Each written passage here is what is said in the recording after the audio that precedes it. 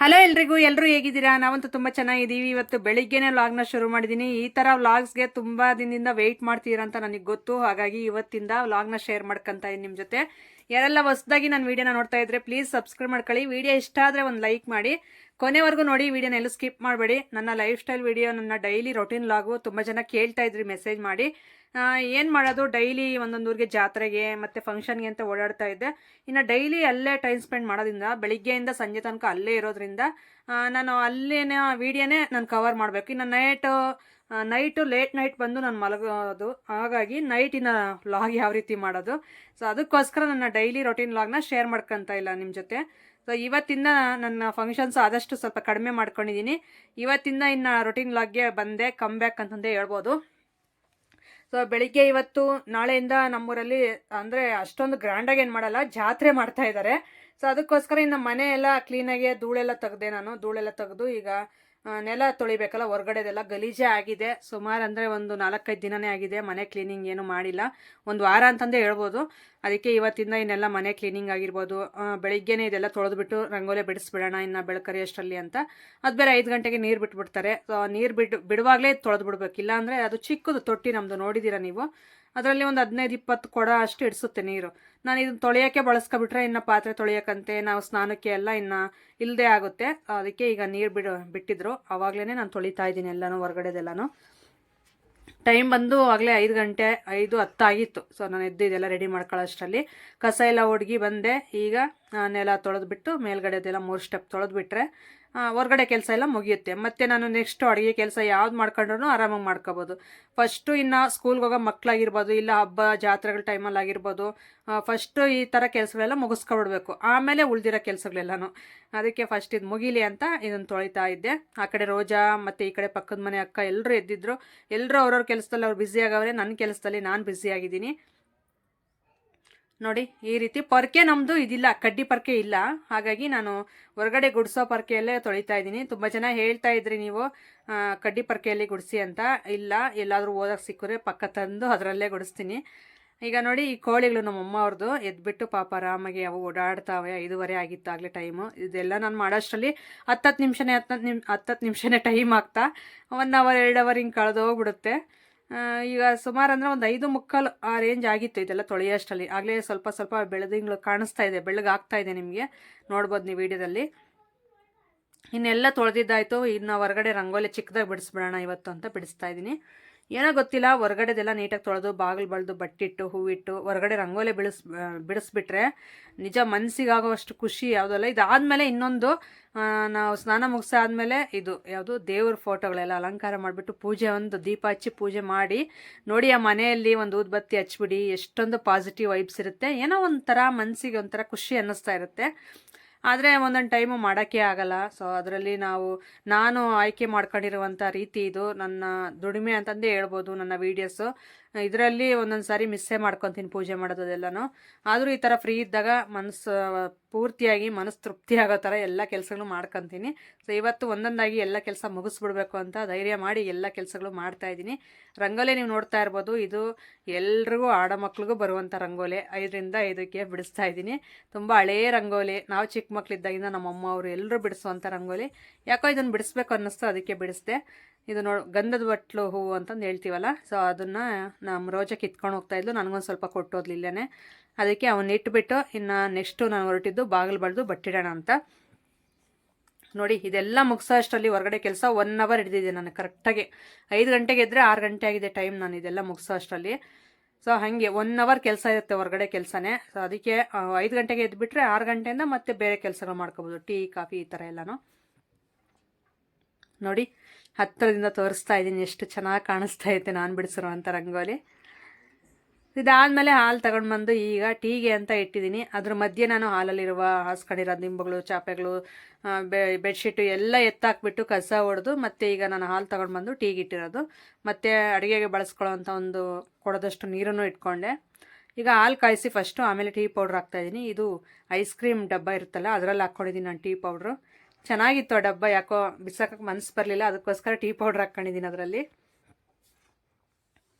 First ಹಾಲು ಕಾಯಿಸ್ಬಿಟ್ಟು ಆಮೇಲೆ tea powder ಹಾಕಿ ಸ್ವಲ್ಪ ಸಕ್ಕರೆ ಹಾಕ್ತೀನಿ, ಇಲ್ಲ ಒಂದು ಏಲಕ್ಕಿ, ಚಿಕ್ಕದಾಗಿ ಹಸಿ ಶುಂಠಿ ಇದ್ದರೆ ಅದೊಂದು ಪಿಂಚಷ್ಟು ಹಾಕ್ತೀನಿ. ಸೊ ಇದು ಹಾಕಿದ್ರೆ ತುಂಬ ಚೆನ್ನಾಗಿರುತ್ತೆ ಟೀ. ನಾನಂತೂ ಅದೇ ಥರ ಮಾಡ್ಕೊಂಡು ಕುಡಿಯೋದು. ಎಷ್ಟೇ ಟೀ ಬಿಡಬೇಕು ಅಂದ್ರೂ ನನಗೆ ಟೀ ಟೈಮ್ ಆಗಿದ ತಕ್ಷಣ ಟೀ ಬೇಕು ಅನ್ನಿಸ್ತಾ ಇರುತ್ತೆ. ಸ್ವಲ್ಪನಾದರೂ ಕುಡಿದ್ರೇ ಸಮಾಧಾನ. ಅದಕ್ಕೋಸ್ಕರ ಟೀ ಅನ್ನೋದು ಅಭ್ಯಾಸ ಮಾಡ್ಕೊಬಿಟ್ಟಿದ್ದೀನಿ. ಏನು ಪರವಾಗಿಲ್ಲ ಬಿಡಿ, ಅಷ್ಟೊಂದು ವೆಯ್ಟ್ಗೆ ನಾನು ಆಗ್ತಾಯಿಲ್ಲ, ಸ್ಲಿಮ್ಮಾಗೇ ಇದ್ದೀನಿ. ಆದ್ರೂ ಇದನ್ನು ಎಲ್ಲ ಕುಡಿತಾ ಸ್ವಲ್ಪ ಜಾಸ್ತಿ, ಒಂದು 5-6 kg ಜಾಸ್ತಿ ಆಗಿದ್ದೀನಿ. ನಾನು 55 ಇದ್ದೆ, ಸೊ ಈಗ ಒಂದು 59-60 ಹತ್ತತ್ರ ಇದ್ದೀನಿ. ಸೊ ಅದಕ್ಕೆ 5 kg ಲಾಸ್ ಮಾಡಬೇಕು ಅಂತ ಅಂದ್ಕೊತೀನಿ. ಆದ್ರೂ ಜಾಸ್ತಿ ಸಣ್ಣ ಆದರೆ ಚೆನ್ನಾಗಿರಲ್ಲ. ಏಜ್ ಆಗ್ತಾ ಸ್ವಲ್ಪ ದಪ್ಪನೇ ಇರಬೇಕು. ಜಾಸ್ತಿ ಸಣ್ಣ ಆಗಿಬಿಟ್ರೆ ಏನೋ ಒಂಥರ ಕಾಣಿಸ್ತಾ ಇರ್ತೀವಿ. ಏಜು ಸ್ವಲ್ಪ ಆಗ್ತಾ ಇರುತ್ತೆ, ಅದರಲ್ಲಿ ನಾವು ಸ್ವಲ್ಪ ಜಾಸ್ತಿ ಸಣ್ಣ ಕಾಣಿಸ್ಬಿಟ್ರೆ ಡಿಫ್ರೆಂಟಾಗಿರುತ್ತೆ. ಅದಕ್ಕೋಸ್ಕರ ಸ್ವಲ್ಪ ಪರವಾಗಿಲ್ಲ ಬಿಡು ಇರಲಿ ಅಂತ ಇದ್ದೀನಿ. ಸೊ ನಿಮ್ಗೆ ಯಾವ ರೀತಿ ಅನ್ನಿಸ್ತು ಅಂದರೆ, ನಾನು ನೋಡಿದ್ರೆ ಯಾವ ರೀತಿ ಅನಿಸುತ್ತೆ? ದಪ್ಪ ಇದ್ದೀನಿ ಅನಿಸುತ್ತಾ, ಇಲ್ಲ ಸ್ವಲ್ಪ ಸಣ್ಣ ಆಗಬೇಕು ಅನಿಸುತ್ತಾ? ಹೇಳಿ ಕಾಮೆಂಟ್ ಸೆಕ್ಷನಲ್ಲಿ. ನಾನು ಅದ್ರ ಮೇಲೆ ಡಿಪೆಂಡ್ ಆಗ್ತೀನಿ. ಈಗ ನೋಡಿ ಟೀ ಎಲ್ಲ ಕುಡಿದು ಸ್ವಲ್ಪ ಟೊಮೊಟೊ ಬಾತ್ ಮಾಡಿದೆ. ಅದು ಒಗ್ಗರಣೆ ಅನ್ನ ಮಾಡೋಕ್ಕೆ ಅಂತ. ಟೊಮೊಟೊ ಬಾತು ಅಲ್ಲ, ಒಗ್ಗರಣೆ ಅನ್ನೋಲ್ಲಿ ಏನೋ ನನಗೆ ಇಷ್ಟ ಬಂದಿದ್ದು ಅದು ಮಾಡೋಕ್ಕೆ ಹೋದೆ. ಅದು ಮಾಡಿದ್ರೆ ನಾನು ಏನು ಮಾಡಿದೆ, ಬ್ಯಾಕ್ ಕ್ಯಾಮ್ರಾದಲ್ಲಿ ವೀಡಿಯೋ ಆನ್ ಮಾಡಿಟ್ಟಿದ್ದೀನಿ. ಅದು ಆನ್ ಆಗಿಲ್ಲ. ಆನ್ ಆಗಿದೆ ಅಂತ ಫುಲ್ಲು ಕುಕ್ಕಿಂಗ್ ಆಗೋವರೆಗೂ ಹಂಗೆಯೇ ಆನಲ್ಲೇ ಇಟ್ಟಿದ್ದೀನಿ ಮೊಬೈಲು. ಸೊ ಇಲ್ಲ, ಅದು ಆನ್ ಆಗಿರಲಿಲ್ಲ. ಸೊ ತುಂಬ ಬೇಜಾರಾಯಿತು. ಯಾಕಂದರೆ ಅದೊಂದು ಕ್ಲಿಪ್ಪು ನಿಮ್ಮ ಜೊತೆ ಆ್ಯಡ್ ಮಾಡ್ಕೋಬೇಕು ಅಂತ ಆಸೆ ಇತ್ತು. ಅದನ್ನು ಹೊರಟೋಯ್ತು ಅಷ್ಟೇ. ಈಗ ಪಾತ್ರೆ ತೊಳೆಯೋಕ್ಕಂತ ಕೂತೀನಿ. ಸಿಕ್ಕಾಪಟ್ಟೆ ಬಿಸಿಲು. 9:15 ಆಗಿತ್ತಾಗಲೇ. ನೋಡಿ ಬೆಡ್ಶೀಟ್ ಅಡ್ಡ ಹಾಕ್ಕೊಂಡು ನೆರಳಿಗೆ ಈಗ ತೊಳಿತಾ ಇದ್ದೀನಿ. ಈಗಲೇ ಇಷ್ಟೊಂದು ಬಿಸಿಲು. ಆಮೇಲೆ ಮಾರ್ಚು ಏಪ್ರಿಲಲ್ಲಿ ಓಡಾಡೋಕ್ಕೆ ಆಗಲ್ಲ, ಅಷ್ಟೊಂದು ಬಿಸಿಲಿರುತ್ತೆ. ಮೊದಲೇ ನಮ್ಮದು ಶೀಟಿನ ಮನೆ, ಅದರಲ್ಲಿ ಒಳಗಡೆ ಕುತ್ಕೊಳ್ಳೋಕ್ಕೂ ಆಗಲ್ಲ. ಹೊರಗಡೆ ಕುತ್ಕೊಳ್ಳೋಣ ಅಂದರೆ ನಾವು ಅಮ್ಮವ್ರ ಚಪ್ಪರದ ಕೆಳಗೆ ಹಸುಗಳೆಲ್ಲ ಕಟ್ತಾವ್ರೆ. ಸೊ ನೋಡಬೇಕಪ್ಪ ಏನು ಮಾಡಬೇಕು ಬೇಸಿಗೆಯಲ್ಲಿ ಅನ್ನಿಸ್ಬಿಟ್ಟೈತೆ. ಆ ಥರ ಆಗಿದೆ ಈಗ. ಸೊ ನೆರಳಿಗೆ ಬೆಡ್ಶೀಟ್ ಹಾಕ್ಕೊಂಡು ಈಗ ಬರೋ ಪಾತ್ರೆಗಳೆಲ್ಲ ತೊಳಿತಾ ಇದ್ದೀನಿ. ಇದನ್ನೆಲ್ಲ ತೊಳೆದುಬಿಟ್ಟು ಒಳಗಡೆ ಎತ್ತಿಟ್ಟು ಮತ್ತೆ ಮುಂದಿನ ಕೆಲಸಗಳು ನೋಡ್ಕೋಬೇಕು. ಸೊ ವಿಡಿಯೋ ಕಂಟಿನ್ಯೂ ಆಗುತ್ತೆ, ಸ್ಕಿಪ್ ಮಾಡದೆ ಕೊನೆವರೆಗೂ ನೋಡ್ತಾ ಇರಿ. ಹಲೋ ಎಲ್ರಿಗೂ ನಮಸ್ಕಾರ. ಸೊ ಎಲ್ಲರೂ ಹೇಗಿದ್ದೀರಾ? ತುಂಬ ದಿನ ಆಯಿತು ಈ ರೀತಿ ಬಂದು ಮಾತಾಡಿ ನಿಮ್ಮ ಜೊತೆ. ಹಾಗೆ ನನ್ನ ರೊಟೀನ್ ವ್ಲಾಗ್ನ ಶೇರ್ ಮಾಡ್ಕೊಂಡು ತುಂಬ ಮಿಸ್ ಮಾಡ್ಕೊಂಡಿದ್ದೀರಾ ಅಂತ ಅಂದ್ಕೊಂಡಿದ್ದೀನಿ. ಇನ್ನೊಂದು, ನಾನು ಯಾವುದೇ ಥರ ಒಂದು ಪ್ಲೇಸ್ಗೆ ಹೋಗಿ ಒಳ್ಳೊಳ್ಳೆ ಹಿಸ್ಟಾಲಜಿಕಲ್ ಪ್ಲೇಸಸ್ ಆಗಿರ್ಬೋದು, ಇಲ್ಲ ಒಳ್ಳೊಳ್ಳೆ ದೇವಸ್ಥಾನಗಳಾಗಿರ್ಬೋದು, ಎಲ್ಲೋಗಿ ಏನು ತೋರಿಸಿದ್ರೂ ಪ್ರಯೋಜನ ಇಲ್ಲ. ಸೊ ಯಾಕಂದರೆ ನನ್ನ ಡೈಲಿ ಲೈಫ್ ಸ್ಟೈಲ್ ವೀಡಿಯೋನ ಪಡ್ತೀರೇ ಹೊರತು, ಸೊ ನಾನು ಯಾವುದೇ ದೇವಸ್ಥಾನಕ್ಕೆ ಹೋದ್ರು, ಯಾವುದೇ ಒಂದು ಜಾತ್ರೆಗೆ ಹೋದ್ರು, ಎಲ್ಲಿಗೆ ಹೋದ್ರು ಇಷ್ಟಪಡಲ್ಲ ಅಂತ ನಾನು ಚೆನ್ನಾಗಿ ಕನ್ಫರ್ಮ್ ಆಗಿದೆ ನನಗೆ. ಆದ್ರೂ ನಾನು ಹೋದಾಗ ವಿಧಿ ಇಲ್ಲದೆ ವೀಡಿಯೋ ಶೂಟ್ ಮಾಡಿ ಹಾಕ್ಲೇಬೇಕಾಯಿತು. ಅದಕ್ಕೋಸ್ಕರ ಇಷ್ಟು ದಿನ ನಾನು ವೀಡಿಯೋಸ್ನ ಅಪ್ಲೋಡ್ ಮಾಡ್ತಾ ಬಂದೆ. ಸೊ ಯಾವುದೇ ಥರ ವ್ಯೂಸ್ ಅಷ್ಟೊಂದು ರೀಚ್ ಆಗಲಿಲ್ಲ. ನಾನು ಇನ್ಮೇಲೆ ನನ್ನ ಡೈಲಿ ರೊಟೀನ್ ವ್ಲಾಗ್ನ ಶೇರ್ ಮಾಡ್ಕೊತೀನಿ. ಆದರೆ ಮಧ್ಯೆ ಒಂದೊಂದು ವೀಡಿಯೋ ಈ ರೀತಿ ಶೇರ್ ಮಾಡ್ತಾ ಹೋಗ್ತೀನಿ.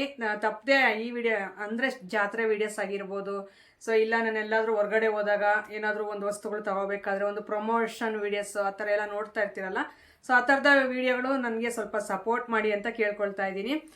ಯಾಕಂದರೆ ಲೈಫಲ್ಲಿ ಒಂದೇ ಥರ ಇರೋಕ್ಕೆ ಯಾರಿಂದನೂ ಆಗಲ್ಲ. ಯಾವ ರೀತಿ ಬಂದರೆ ಆ ರೀತಿ ಹೋಗ್ತಾ ಇರ್ಬೇಕು ಎಲ್ರೂ.